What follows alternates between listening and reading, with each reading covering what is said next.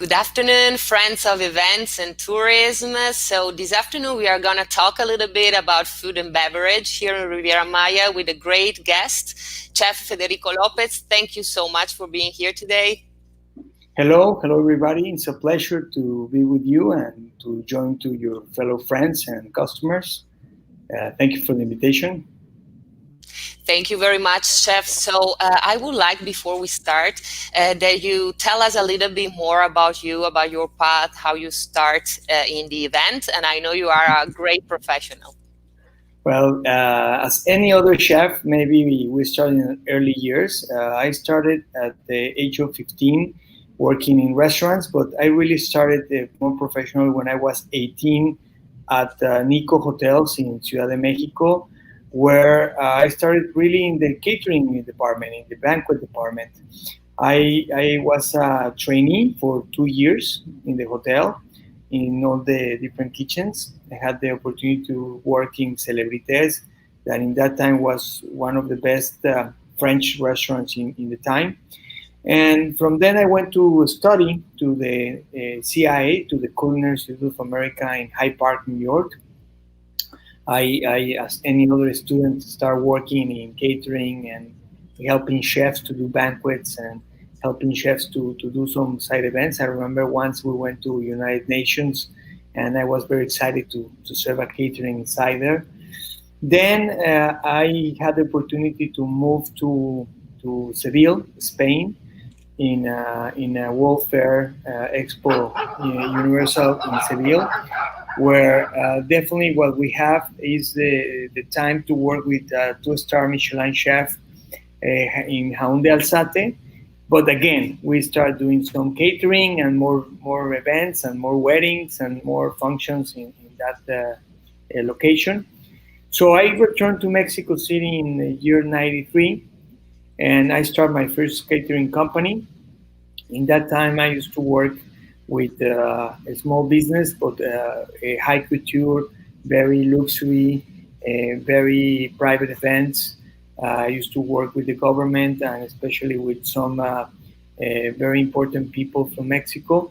I had the opportunity to serve the King of Spain in several occasions and many other special guests. In that time, I was full time in catering, but at the same time, I was giving classes, culinary classes to university students. So the owner of a catering company called Ambrosia invited me to open the first culinary school at his premise. So we were the founders of one of the biggest and most important culinary schools in Mexico, Centro Culinario Ambrosia. And in that time, I used to be the corporate chef. So at the same time that we were doing events, I'm telling you, maybe events for 2,000, 3,000 people, we were the principal for these students. In that position, I was for 7 years doing different events. I had the opportunity to serve one very large operation for Elton John at the Castillo Chapultepec for 2,500 people. Very, very important event. Many others also with some VIP clients. But I was very fatigued, very tired of doing that. So I moved to Cancun. And I started my life in Cancun in 2004. And I opened the Taller Gourmet. Taller Gourmet started as a consultant, teaching, giving classes, maybe giving a few private events, but basically was coaching. But Vilma arrived to the premises, and many other companies and hotels. Well, for who doesn't know who Wilma is, that was a hurricane. Yes, it was a big challenge because everything was destroyed, but the business had to go on. So many companies start hiring me to do launches and functions and events. Not that type that many weddings, but was basically corporate events, large scale events. And we start our company, Event Solutions, to give a lot of work for the DMCs, for the destination companies, and a lot of private functions. I remember once I served Anthony Robbins, he's very famous consultant coaching. And that's how again started the business in catering, and sooner and sooner the weddings start to move on. So we have a large operation in weddings now in the Destiny, and I have been in business for 15 years in Riviera Maya. No? So all my events are or corporate, large scale, or private weddings in locations. No? Okay, so we were talking that obviously nowadays with the restriction, probably we are not going to see large corporate groups, but certainly you were talking about a small incentive group with experiences, right? Yes, definitely. I think events about 2,000, maybe 1,000 people, they will be very difficult to have them unless they have it in like these hotels that they have a lot of security and very safe areas. But people are going to be definitely in small groups, and they're going to have a small joints, and they're going to join together in small groups. And but I think groups of 50, maybe 100 people will be the average for incentives, especially as an award, maybe as an a prize, and uh, and they will be traveling more as a tourist and more to explore the good things that we have in the Riviera Maya in Cancun, rather than going to a seminar or going to a business meeting. They're going to be more in like in a vacation trip. No? Yeah, of course. And so creating experiences as well, and maybe dinner in wonderful sceneries. There are beautiful locations here in Riviera Maya, and one of your specialty is setting up in difficult locations. So normally when these groups come by, always likes as well to have a special dinner in a nice place, right? So that's your specialty. Correct. Yeah, basically my specialty is to serve food when is nothing available to serve food. Can be a beach, can be a cenote, can be the jungle, can be in the middle of a building, can be in a parking lot. I remember that COP16, Conference for Parts of the World Climate Change, they give me a parking lot, and they say here you can build your kitchens and all the restaurants and everything that you have to serve it. There is in internet a video, very impressive. You can look it out as Gourmet Events COP16, and you can see a very, very impressive event. But yes, my area of specialty is to serve food, good quality food, restaurant, three-star Michelin kind of service in a location where nobody can do it. So we're gonna see a little bit about your presentation and what you offer. You have different kind of options, and you work as well with different menus depending on the budget. Yes, definitely. As I told you, I was trained in the US. Then I worked in Europe for many years. I work in Nikko Hotels. That was a Japanese hotel chain. So I have all these things in my inside. But another thing that I have is I work Mexican cuisine with a very famous Mexican chef called Ricardo Muñoz Zurita, and together we create the first Mexican, we can call it course to teach Mexican cuisine. So I was very deep into Mexican cuisine, getting specialized in Mexican cuisine. So I have a lot of Mexican dishes in my repertoire. But when I arrived to Cancun and Riviera Maya, I fall in love with the region and the ingredients and the Mayan products and all the Mayan philosophy and the way of cooking. So a lot of my most famous dishes of the region are also from Maya heritage. And also, in the past years, I have been working with sustainable fish, sustainable meat, organic vegetables, a lot of we can call it world watch products that they don't poison the world, and that also had sent me the track to vegetarian or vegan menus. No, So we have worked a lot with all these different products. We are very familiar to do recipes and to also we have the vendors and the purveyors to serve this kind of food. So at the end, we can serve 100% vegan menu if you need it. If they ask it by require, we can do it. Okay, very well. It's very important to know where our food come from, and that you as well can give options for all these different tastes. And so we are seeing a little bit of what you offer, some options that you have. And Chef, I wanted to ask you something as well. With what we are living nowadays, what do you think that it would be the panorama for the events in the next months, year?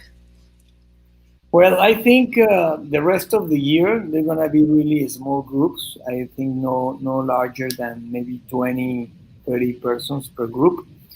Definitely the rest of 2021, uh, most of the events are gonna be in the 50% of their capacity, their original capacity. This means that if we had a wedding for maybe 250 people, we're going to be having a group of 125. If we had a group of 100, we're going to be having a group maybe of 50 or maybe 80. And if groups were as little as 80, we're going to be having groups of 40. So I think my guess is that we're going to be working with 50% capacity. But something important, these people or these clients, they have been saving all the time for this moment, so they have the money, they have the maybe the budget, or they have already think to spend all this kind of money. So I think they're going to be having less guests, less clients to be served, but more events. Maybe they're going to be having an event prior to the wedding, maybe a rehearsal dinner bigger with the same people with more food, or with a barbecue or a bigger party. The day of the wedding, maybe with more budget for decor or for special happenings and special details during the wedding. And the day after the wedding, maybe a hangover party or a recovery party to continue with the activities with their guests. No? So at the end, the budget I think is going to be there, but the amount of people is going to be less. Okay, yes, and probably obviously we're gonna use more of this budget to pamper a bit more the guests that are coming, or in case of corporate, to pamper, give better experience to actually the better seller or the better employees in the company. Well, we hope then that we will be able to have bigger group again soon. But in the meantime, we are available and ready to serve small groups, and you have expertise in any kind, right? From very small groups From to two very to maybe 2,000. More than 2,000, I can do it, but I need a little help because I'm getting tired. I'm old. Okay, very well. And what about the process of sanitizing? Normally, from other countries are a bit concerned. They ask us, and I must say that here we have a very good protocols here in Riviera Maya compared to other countries and other places. So if Yeah, you can just please definitely. explain a bit. Yeah, definitely. Cancun had already all the different safety and sanitation protocols before COVID. So we already are in the culture of sanitation, in how to do serve safe. We have different organizations that certificate the sanitation of the hotels. So the only thing that the hotels and the restaurants and or ourselves as purveyors and vendors, we have upgraded our way of sanitation to a higher level. We have enforced our sanitation skills, or vendors are more, they have more products. We have more protocols to serve the food and to prepare the food. And we are ready to receive our clients. And we also are ready to talk to the clients how to follow protocols and how to follow these safety regulations for the for them, for themselves, no, so they can prevent any kind of risk. So the most important thing is that we know we are prepared, and if they follow our instructions and they follow the experts in the industry, they're going to have a safe event and a safe location. No? Of course, that's very important. They need to follow the rules. Sometimes we have seen that that could be the problem from the tourist, not from our side. We are completely prepared for the situation, as you said. And I have another question. What about the buffet menus, right? In this time, we're gonna have basically just plated. Small plated. The buffets areas, I think they're gonna continue. The only thing is they're gonna be having a protection, so the guest is gonna be able to see what they have, but everything they're gonna be giving them in small portions or in small plates. And well, the guest, if they wanna repeat the portion, they have to come back again for another portion, or he will have many different small plates to take away. But definitely everything is going to be with a window screen, maybe as if you go window shopping, and from there you're going to be choosing what you want to be eating, and the chefs and the cooks that are behind that screen are going to be giving you the food, and they're going to be preparing that food a la minute to making sure that doesn't have too much time to be sitting there and be prepared. No, it's going to be quite a lot of more work for the chefs and for the kitchens, but the quality of the food is going to go up because it's going to be more fresh, more a la minute, and it's going to be having more presentations and better plates. So I think everybody wins, no? Of course. And what is your favorite dish of the one that you prepare? Oh my God! Difficult question. For me to eat or for me to sell? Uh, Let me. Both for you to eat and for you to serve. Well, híjole. A ver, for me to eat, I eat very, very, very simple. I like one dish at a time. That's why maybe I like a lot of the Asian food, because with an Asian plate you can have everything on a bowl, and you just can eat it. No, maybe like a pad thai or maybe a mole. Just a single mole is also a single dish that you are eating everything in one experience. I love 7 and 15 and 20 degustation courses, but the everyday meal I like to eat one single dish. For me to sell, I really like to sell histories. I like to sell a story. So depending on the client, depending on the guest, depending on what he wants to tell to the guest, we can talk a little bit about the Mayan heritage and the Mayan culture. So we are going to be talking about the sopa de lima, maybe the local ceviches, the quiche, maybe dishes that are very local. In the other way, if we want like that short rib that we have in the screen, we're serving something very, very safe, something that everybody loves, something that everybody likes in a wedding, that is going to be zero risk. I like to be serving dishes that I know by my experience that everybody's going to like it, no? But if we want to go in a crazy world and be more, we can call it taking a risk. I like to do special design plates for our guests. I like to talk to them to see what they like, where they have been travel, what are their likes and dislikes, and I will make a special menu only for them that anybody in their party maybe they will never eat it. So it's going to be an experience for everybody, no?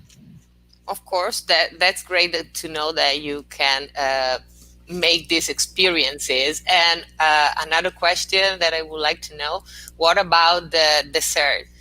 What do you prefer for events? What do you think is more functional? Well, definitely I like to have two desserts, maybe three.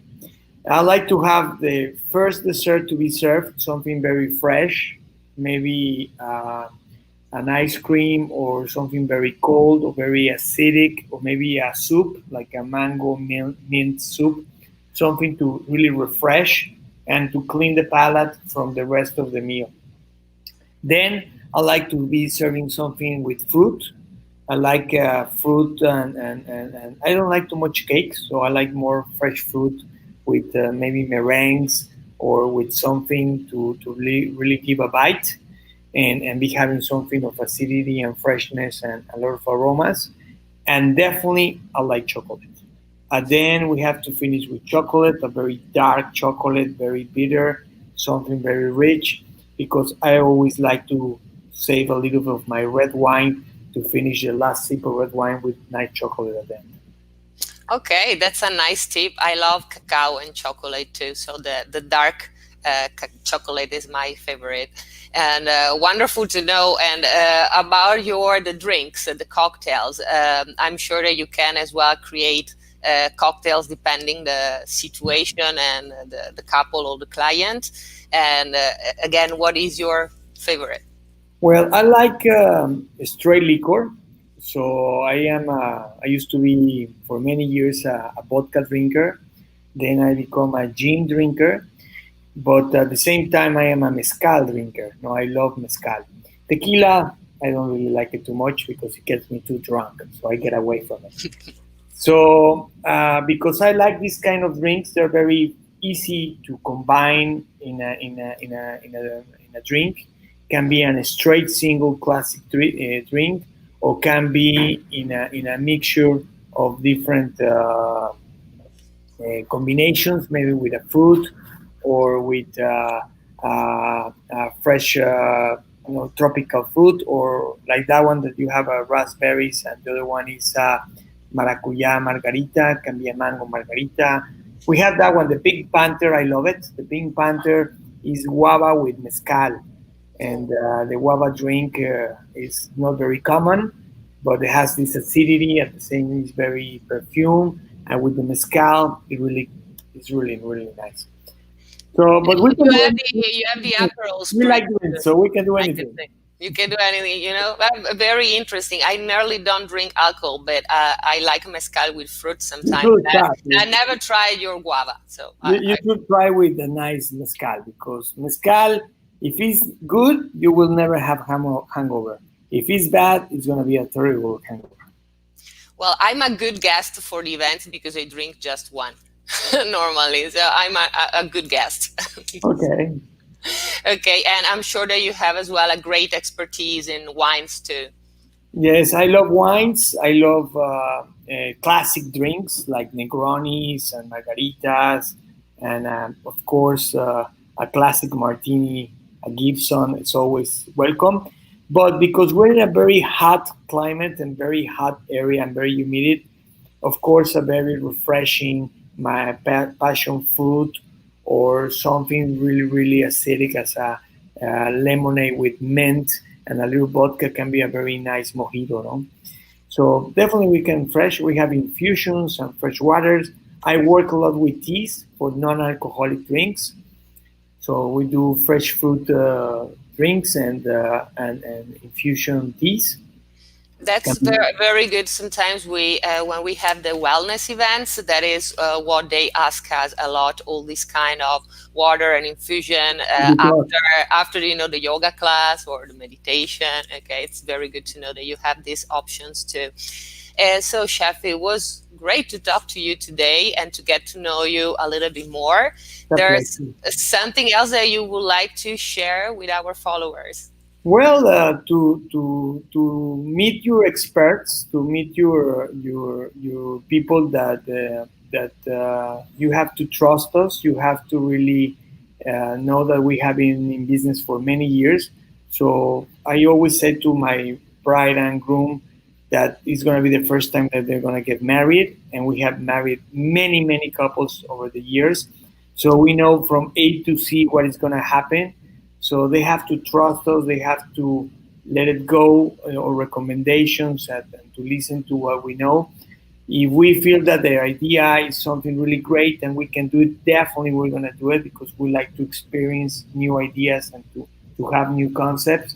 But at the same time, if it's something that we know that doesn't really work, we're going to say it. No, even myself, I'm going to say that I really recommend something else. No.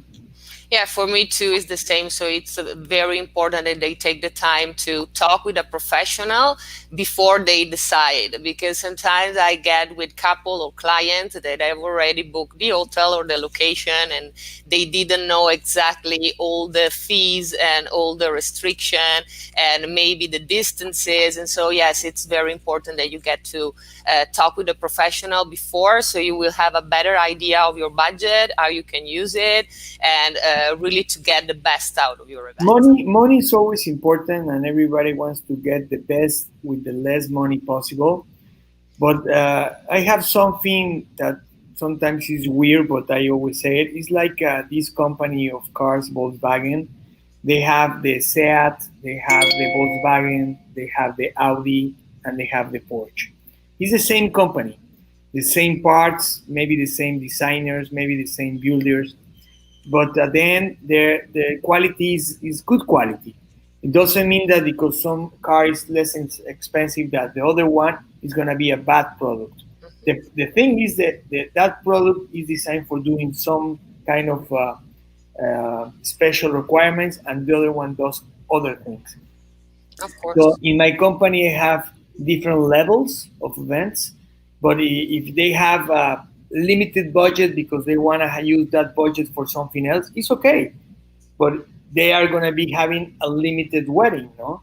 And if they have open budget and they want ideas and they want to have new things, and then it's an open check. Well, we also don't want to have the ceiling, but we want to know where is the ceiling going to be starting to know which level we want to be starting to be having quotes, and especially vendors, because it's vendors for everything. No? Of course, and it's very important to get to know the budget at the beginning.